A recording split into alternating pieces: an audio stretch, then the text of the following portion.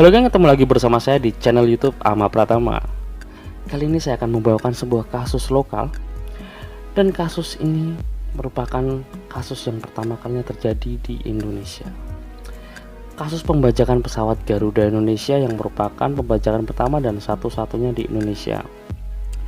Pada saat itu juga aksinya juga sangat gokil banget, dan penyelamatan dari pasukan khusus Indonesia Kopassus dan nama Kopassus pada saat itu juga menuai nama baik.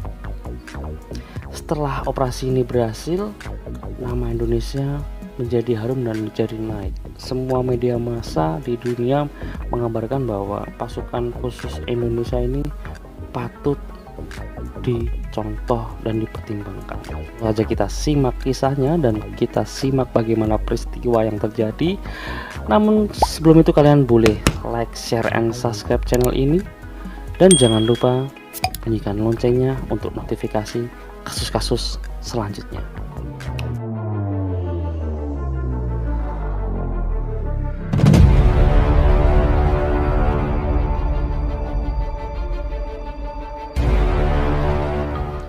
Kejadian itu terjadi pada tanggal 28 Maret 1981.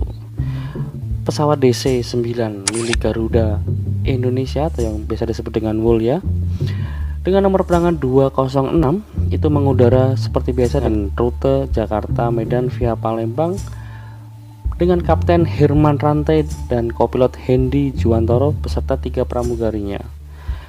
Pada penerbangan kali ini Garuda Indonesia mengangkut 48 penumpang. Pembajakan bermula saat pesawat yang dikemudikan Kapten Herman Rantai ini baru saja kembali take off dari Palembang menuju Medan. Jadi kejadiannya ini ketika mereka setelah transit menuju ke tujuan akhir yaitu Medan. Pada pukul 10:10 setelah lepas landas, ada 5 orang penumpang yang bangkit dari tempat duduknya. Satu menuju kokpit dan menodongkan senjata, dan satu lagi menjaga pintu depan.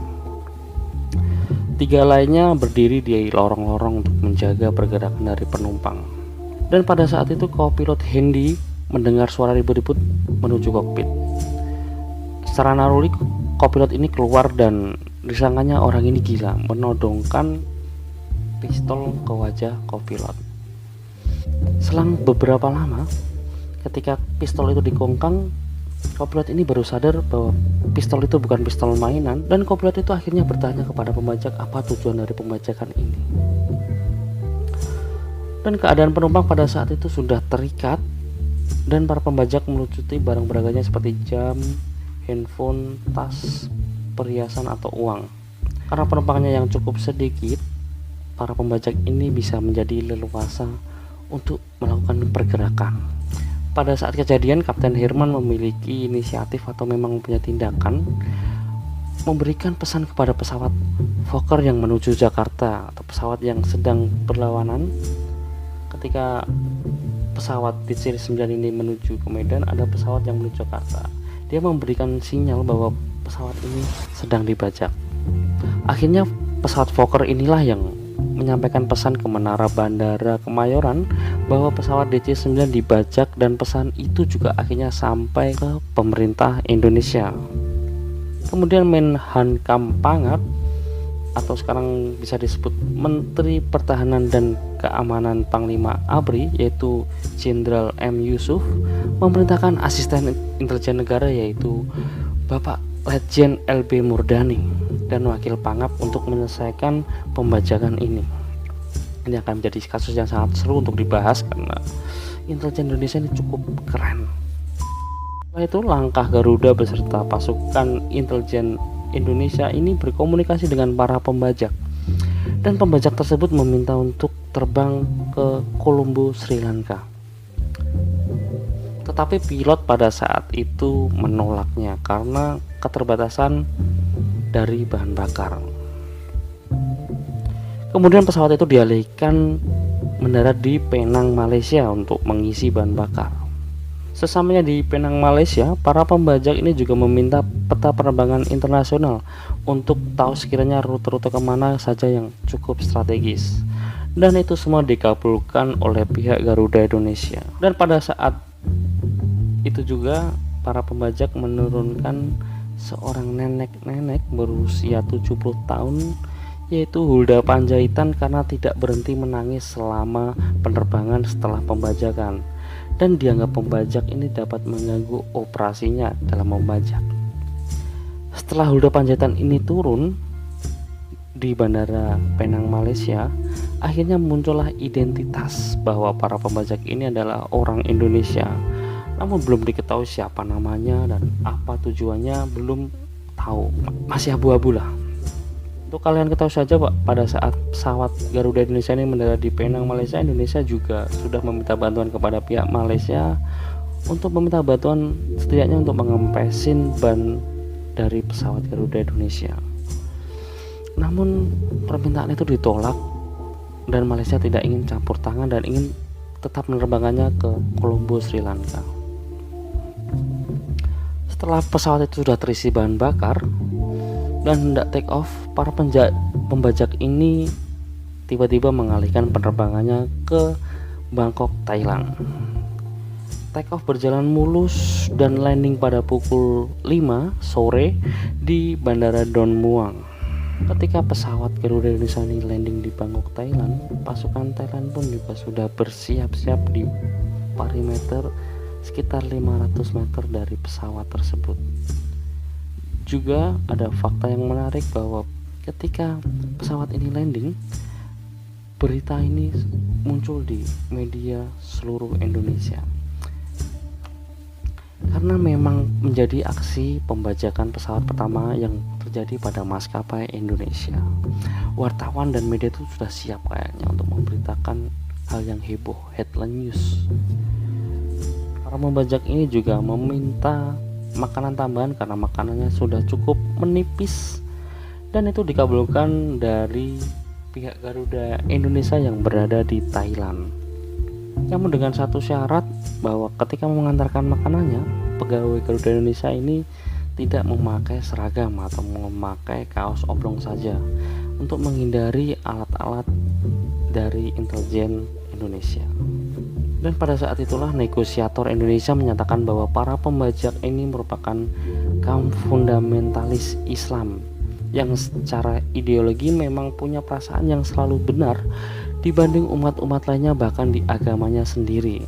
Jadi jika ada tekanan sedikit, ini akan membahayakan para sandera di pesawat. Itu kata negosiatornya yang sudah berkomunikasi dengan para pembajak. Maka dari itu para negosiator membuat strategi untuk membuat pembajak ini merasa nyaman dan setidaknya beri harapan bahwa pembajak ini bisa menang atau PHP sedikit lah ya. Dan pada malam hari, di hari yang sama, para pembajak ini mengeluarkan tuntutannya.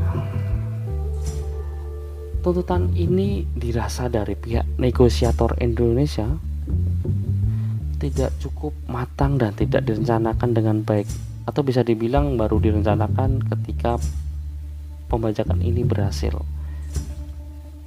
Salah satu permintaannya yaitu melepaskan 80 tahanan terkait kasus Cicendo, uang kontan sebesar 1,5 juta USD atau dalam kurs Indonesia yaitu 21 miliar, dan mengeluarkan orang Israel dari wilayah Indonesia.